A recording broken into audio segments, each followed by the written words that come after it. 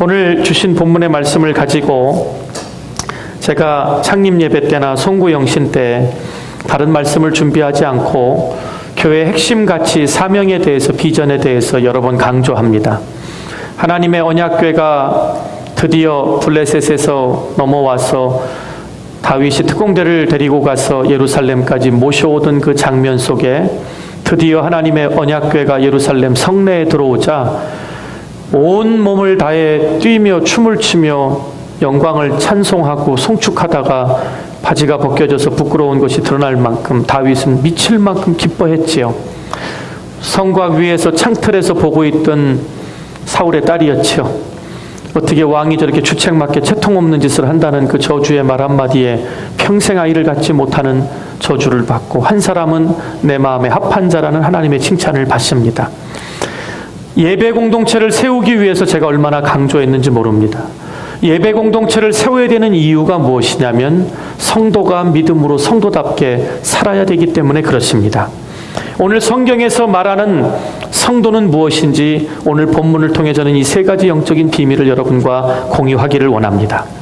이 세상은 실패와 성공, 실패와 성공, 넘어짐의 연속입니다.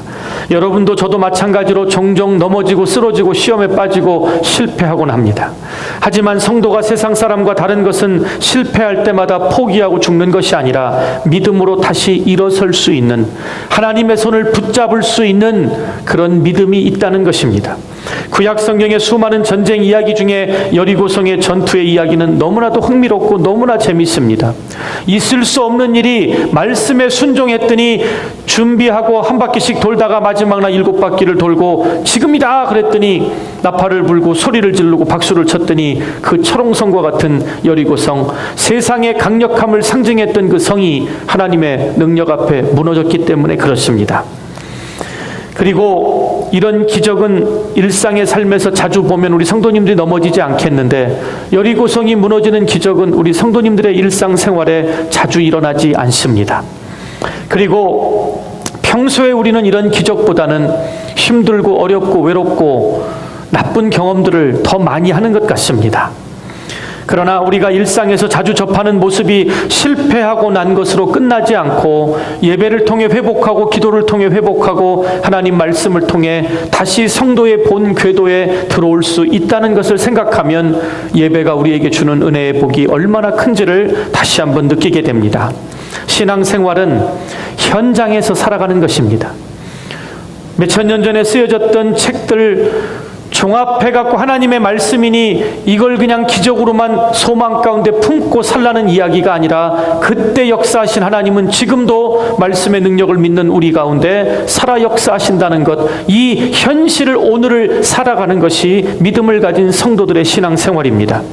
그래서 성도는 믿음으로 살아가는 이야기를 많이 해야 합니다. 입만 열면 음담패설을 담는 사람들은 음란한 영에 사로잡혀 마음속에 차 있기 때문에 입만 열면 그런 얘기를 하는 것입니다. 돈의 욕심에 일만하게 뿌리가 되는 그 사람은 입만 열면 돈 하고 사는 것입니다. 우리 입술을 열어서 내 마음속에 가장 소중한 가치를 내 입을 열어서 선포해야 되기 때문에, 내가 교회 다닙니다, 성도입니다, 은혜입니다 말로 떠드는 것보다 내 마음속에 확실히 붙들고 있는 믿음의 가치를 입을 열어 전하는 것, 믿음의 삶은 이런 것이다라고, 하나님의 은혜는 이런 것이다라고 이야기하는 것, 이것이 성경이 말하고자 하는 성도의 본 모습입니다. 세상에서 믿음을 지키며 강렬하게 살지 않으니까 성도들이 신앙에 불이 붙지 않습니다. 젊은이들의 우상이었던 마이클 잭슨을 여러분 아시죠? 어르신들도 아실 것입니다. 얼마나 유명한 팝의 황제였는지. 이 마이클 잭슨이 유명해진 것 중에 하나가 문워킹이라는 댄스입니다. 무슨 춤을 추는데 현란하게 움직이는 것 같은데 발꿈치를 들었다 뗐다 하면 그 자리에 있는데 막 유리바닥을 미끄러져 가는 것 같습니다. 선배 목사님이 목회 오래 열심히 건강하게 성도들 돌보려면 운동을 하라. 그런데 들 수 있으면 런닝머신에서는 뛰지 말라 그랬어.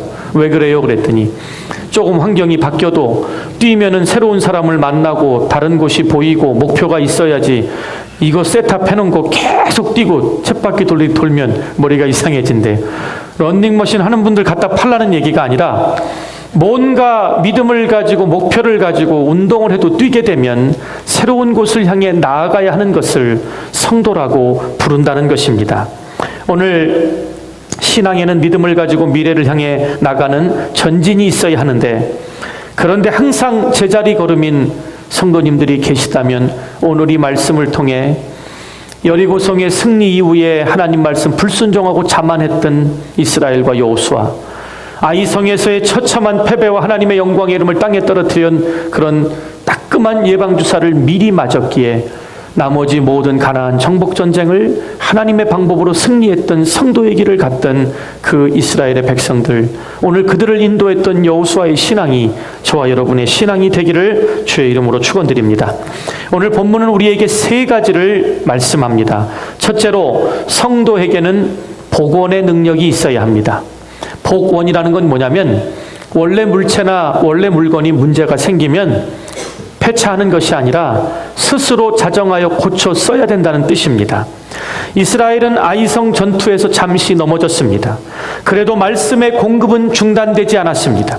여전히 말씀의 공급이 여호수아를 통해 유지되고 있었기에 다시 일어설 수 있는 오늘의 승리를 맛보게 된 것입니다. 하나님의 말씀을 마음에 품고 일어나는 것이 복원의 능력임을 믿게 되시기를 바랍니다. 시편 1편 3절에 보면 이런 노래가 있습니다. 저는 시냇가에 심은 나무가 시절을 쫓아 과실을 맺으며 그 잎사귀가 마르지 아니함 같으니 그 행사가 다 형통하리로다. 여러분, 나무 심어 보셨지요? 스프링클러 해놓거나 안 되면 아침 저녁으로 뜨거울 때 물 안 주면 나무가 다 죽습니다. 물만 잘 주면 나무는 살아갑니다. 근데 그보다 더 소중한 것은 이른 비와 늦은 비도 중요하고 때를 따라 물을 주는 것도 중요하지만 하나님의 말씀의 원천이 끊이지 않는 생명수가 흐르는 말씀의 근처에 심기워진 나무는 물 걱정을 할 필요가 없이 하는 행사가 주님과 함께 형통하다는 은혜를 주신 것입니다. 본문 8장 1절에 보면 위로부터 신령한 공급이 있는 성도의 인생은 결코 넘어지거나 쓰러지지 않는다는 것을 보여줍니다. 아이성의 실패 이후에 하나님이 여호수아에게 말씀하셨습니다. 너는 두려워 말라, 놀라지 말라, 군사를 다 거느리고 일어나 아이로 올라가라 말씀하십니다. 세상을 살다 걱정되고 힘들고 어려운 일 계시지요. 다른 음성도 중요하지만 두려워하지 말고 놀라지 말라, 내가 너와 함께하리라는 그 하나님의 음성이 여러분 귓가에 생생히 들리시기를 주의 이름으로 축복합니다. 이스라엘에게는 언제나 말씀을 들을 수 있는 통로가 있었습니다. 사울과 다윗의 결정적인 차이가 무엇인지 아십니까? 다윗은 죄를 범할 때나 하나님 말씀 지키고 평안 가운데 거할 때나 그 옆에는 호위 군사가 철통같이 지키기 때문에 안전한 것이 아니라 살아있는 하나님의 말씀으로 왕 앞에서도 바른 소리를 하고 말씀으로 책망하는 주의 선지자들이 있었다는 이야기입니다. 사무엘 선지자가 초창기에는 있었습니다. 제일 잘 나갈 때 밧세바를 범하고 간음하여 정신 못 차리고 있을 때 나단 선지자가 비유를 들어서 이런 못된 놈이 이 동네에 있다고, 내가 이놈을 가만두지 않겠다 그랬더니 그게 바로 너라고. 그때부터 밤마다 침상을 눈물로 띄우며 하나님 앞에 회개하게 된 힘도, 정결한 마음을 나에게서 걷어가지 말라고 눈물로 기도했던 힘도 나단 선지자의 살아있는 말씀의 책망이었습니다. 그리고 나단 이후에는 가시라는 선지자가 다윗 곁을 지켰습니다. 그러나 사울에게는 하나님의 말씀을 들려주는 선지자가 없었습니다. 자신을 대신하여 그 인기를 뺏어간 다윗을 죽이려고 쫓아다닐 때 높지방의 제사장들이 다윗을 보고도 관아에 신고하지 않았다고 그 하나님의 제사장들과 그 제사장들 속해 있는 가축들까지 다 쳐 죽이는 만행을 저질러 하나님의 음성을 들으려고 하지 않았습니다. 결국 사울은 인류 최초의 자살자로, 성경에 하나님의 영이 떠나고 악신이 그를 붙잡았다라는 말, 다윗은 내 마음에 합한 자니, 아브라함과 다윗의 자손 예수 그리스도의 세계가 신약 세계 우리에게까지 열리게 된 것입니다. 여러분, 죄를 짓고 시험에 들어 넘어질 때도 우리가 낙심하지 말아야 할 이유는 하나님의 말씀이 예배를 통해 공급되는 은혜의 자리에 있기만 하면 성령 하나님이 우리를 붙들어 주십니다. 아무리 힘들고 어렵고 불편한 사람이 있어도 주의 말씀이 선포되는 예배의 자리를 떠나가지 않게 되시기를 주의 이름으로 축원드립니다. 저 어렸을 때는 오뚜기라는 것을 가끔 성탄절 때 되면 선물을 받았습니다. 창틀에 놓든지 책상에 이렇게 선반에 놓으면요, 이런저런 일로 야단 맞고 화가 나면 집에 와서 오뚜기 한 대 내려칩니다. 그럼 머리가 땅을 퍽 차면 또 벌떡 일어납니다. 주먹으로 치든 발로 치든 날라차기를 하든 크든 작든 오뚜기는 쓰러지면 제자리에 일어납니다. 하도 희한해갖고 어떻게 만들었나 분해를 해봤더니요, 맨 가운데 바닥에 쇠추를 본드로 붙여놨습니다. 그 위에 이렇게 모양을 해놓은 것입니다. 원리는 단순합니다.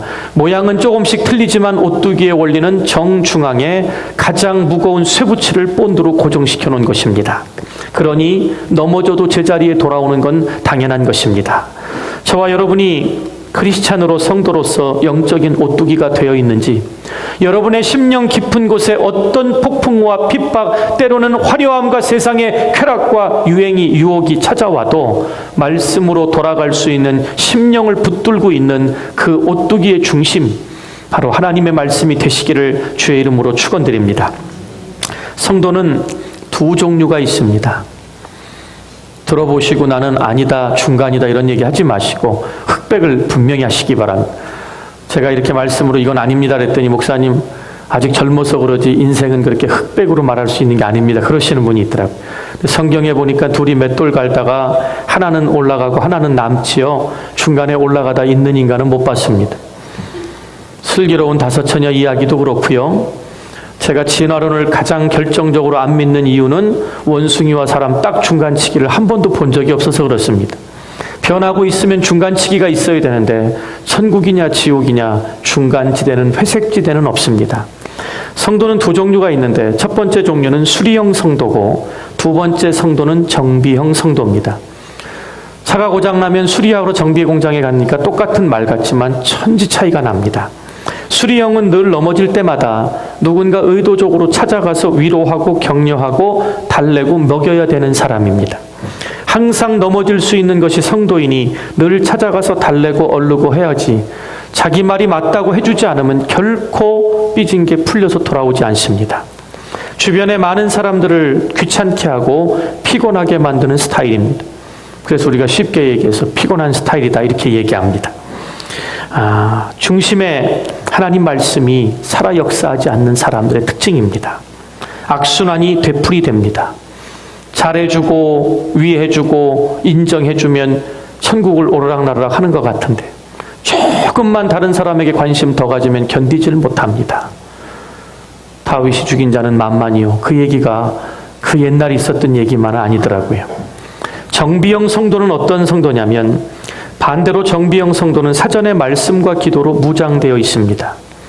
그럴싸한 이야기로 아무리 옆에서 찍어 넘겨도 하나님 말씀의 진리를 붙든 이상 사람은 연약하니 그럴 수 있어도 내가 하나님의 말씀을 어기거나 떠나는 일은 없다고 자리를 붙듭니다. 삶의 현장에서 아무리 많이 넘어진다 하더라도 다시 일어서며, 누가 일으켜 세우지 않아도 하나님 말씀 붙들고 반드시 구원의 감격과 기쁨을 되찾아 스스로 고칩니다. 예전에는 여러분 오일 체인지 하면 꼭 끝나고 나면 테이프를 붙여줬어요. 스티커. 몇 마일에 오라고. 근데 그거 이렇게 안 보다가 막 이상하게 기아 안 바뀌고 소리 나고 그러면 한 번씩 같이요. 요즘은 어떠십니까? 5,000마일 딱 되면 띵동 하고 센서에 불이 들어옵니다. 오일 갈 때 됐다고.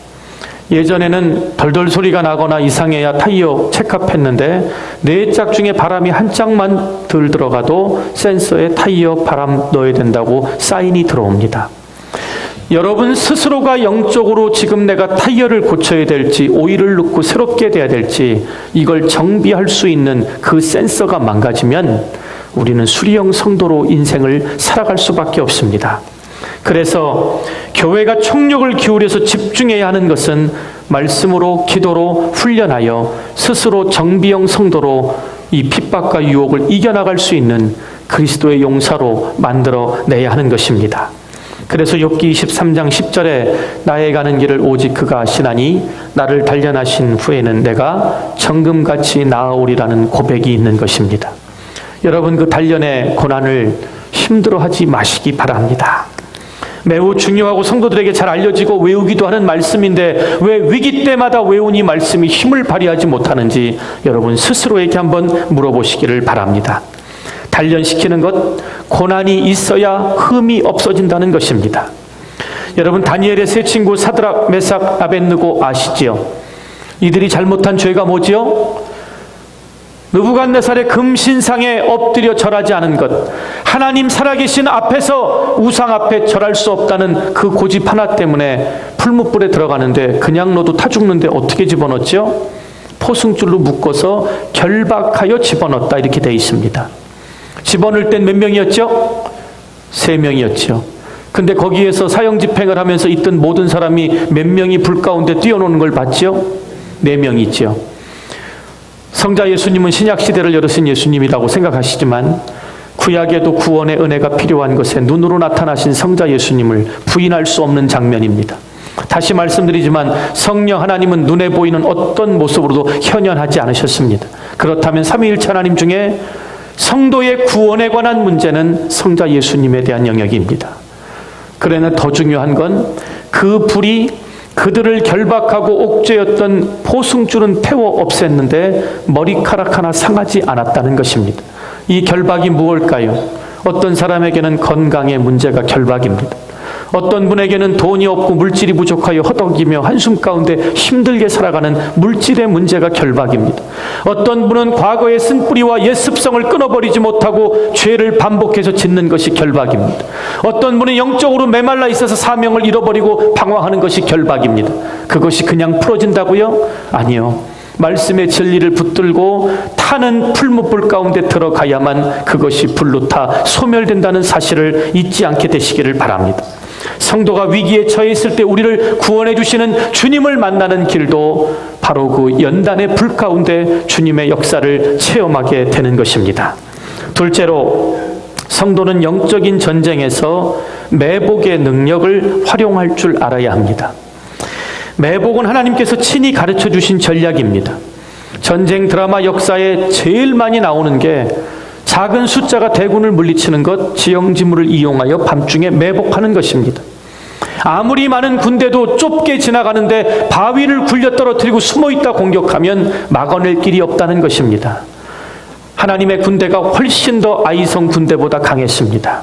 그렇지만 하나님이 친히 여호수아에게 있는 능력을 다 보여주지 말고 특공대 3만 명은 성 뒤편에, 베델과 아이성 골짜기 뒤편에 숨겨놓고 우리가 치러 올라가는 척하다가 앞에가 활 맞고 쓰러져 죽으면 뒤를 보고 도망갈 테니 지난번처럼 우리를 업신여기고 교만하여 우리를 죽이려고 따라 나올 때 주력군이 성벽을 빠져나오면 너희들이 들어가 성을 점령하고 불을 질러 그 연기로 우리에게 사인을 달라. 하나님이 친히 내리신 작전 명령입니다.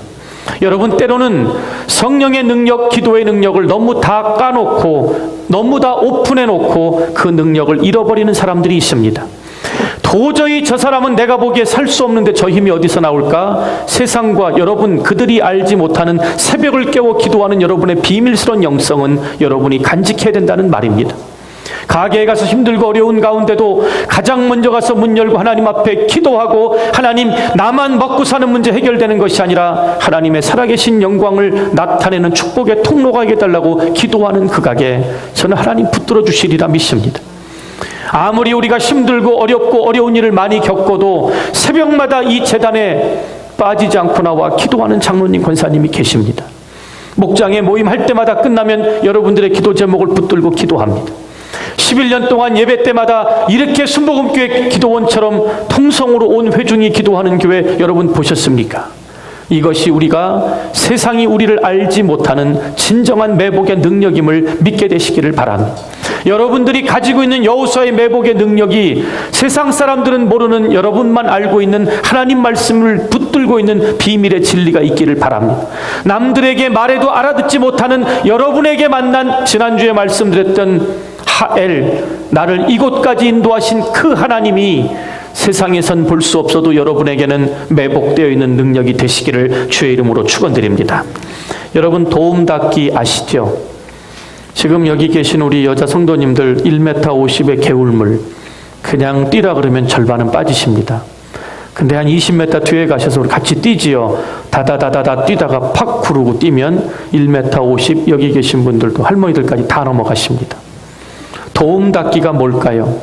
하나님이 우리에게 숨겨주신 세상이 알지 못하는 말씀과 기도, 그게 영성입니다.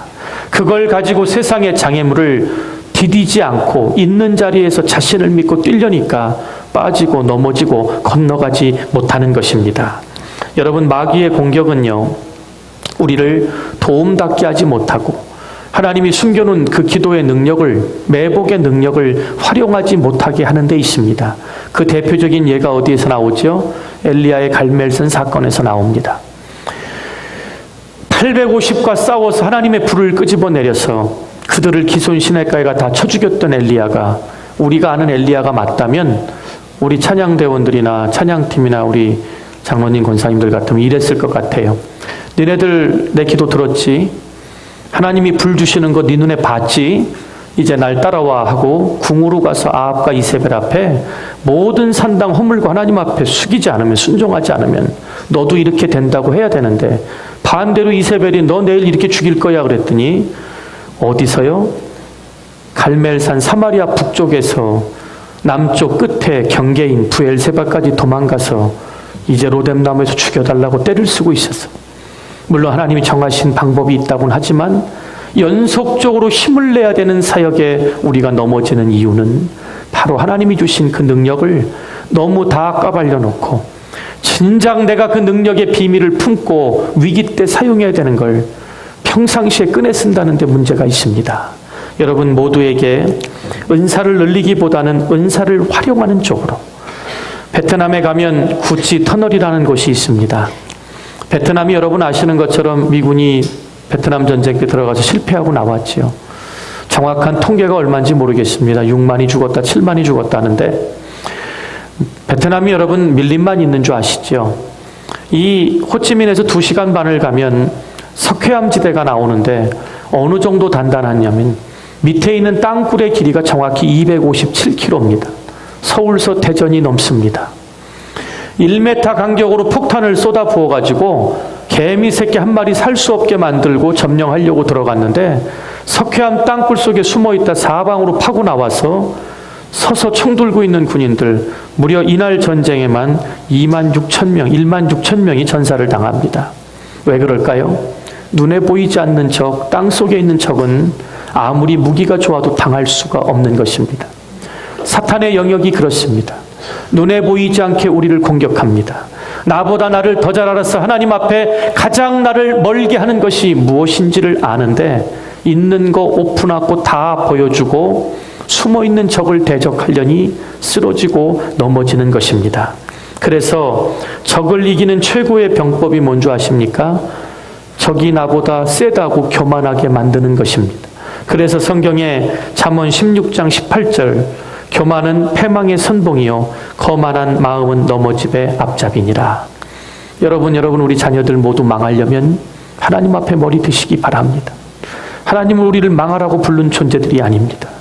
하나님의 자리와 내 영역의 믿음의 자리를 구별할 줄 아는 것, 이것이 성경이 말하는 성도의 본분인 것입니다. 셋째로, 중단할 줄 아는 멈춤의 능력을 소유해야 진정한 성도입니다. 아이성에서 이스라엘이 패하게 된 이유가 뭘까요? 우습게 알고 특공대만 보내서 패했을까요? 원인은 다른 데 있었습니다. 여리고성에서 첫 번째 거 하나님 앞에 다 드리라고 했는데 너무 좋은 걸 보고 욕심이 나서 누가요? 아간이 하나님 말씀 어기고 좋은 거 어떻게 설명을 해야 돼요? 여러분들 말로 꼽쳐다가 자기 텐트 밑에 깔아놓고 아닌 척하고 있다. 그 한 사람의 범죄가 이 공동체의 이 끔찍한 패배를 불러왔습니다. 하나님이 이 여리고성을 준 것처럼 앞으로 가나안 땅의 모든 것 다 주겠다고 했는데 그 성 무너뜨리고 그거 노략질하느냐고 하나님이 멈추라고 한 스탑 사인을 어겼기 때문에 이 일을 당한 것입니다. 예를 들어서 운전하다가 여러분 스마트폰 보시다가 녹색불에 출발 안 하면 무슨 일이 생깁니까? 기껏 해봐야 뒤에서 빨리 가라고 빵빵 몇 번 듣고 휙 지나가면서 욕 한 번 먹으면 그만입니다. 근데 빨간불일 때 내가 급하다고 멈추지 않고 가면요, 내가 죽든 남을 죽이든 이건 보통 사고가 아닙니다. 하나님께서 우리에게 은사를 주셔서 뭔가를 하실 때 순종하지 않아봐야 하나님이 빨리 하라는 채찍 드는 걸로 끝나지만 멈추라고 할 때 멈추지 않으면 죽는 것입니다. 이게 성도가 오늘 배워야 할 세 번째 진리입니다. 여러분 좋아하시는 게임 지난번에 한번 예를 들었다. 그 설교를 누가 듣고 어떻게 설교 시간에 그런 예화를 들었냐고. 가는 것보다 멈추는 게 중요한 거 여러분 잘 아시죠? 멈출 때 멈추는 게 영성입니다.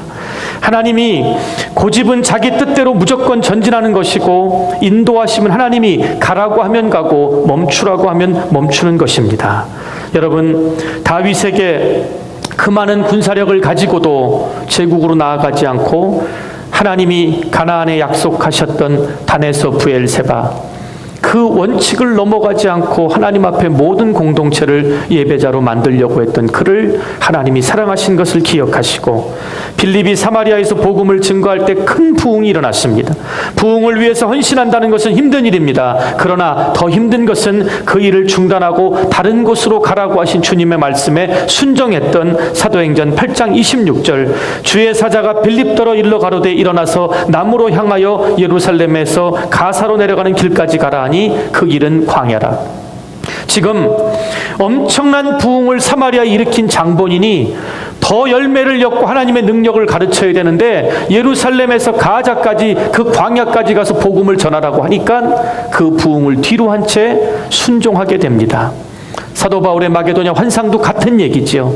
내 생각과 내 뜻과 내가 하나님의 사명을 감당하는 길은 이 길 같아도 하나님이 멈추라고 할 때 쓸 줄 아는 것, 하나님이 여기까지라고 할 때 만족하고 감사할 줄 아는 것, 그것이 성도가 붙들어야 될 은혜의 힘을 잊지 않게 되시기를 바랍니다. 오늘 하나님께서 광야를 통과하던 이스라엘 백성에게 안식일 전날에는 만나를 2배 주셨다는 거 기억하시죠? 그런데도 주일날 안식일날 나가보니 아무것도 없고 평일날은 더 갖다 놓으니 썩고 그날 먹을 양식에 안식일날은 오직 하나님의 말씀 앞에 예배자로 설 때 너희들이 세상에 나가 수고하지 않아도 먹을 것을 하나님이 약속하신 대로 하늘의 만나를 안식일 전하는 2배를 주셨던 것을 기억하시고 하나님의 날 하나님의 것을 구별하시고 이 마지막 때의 성도로 온전히 믿음을 지키고 살아가시기를 주의 이름으로 간절히 축원드립니다. 기도하시겠습니다.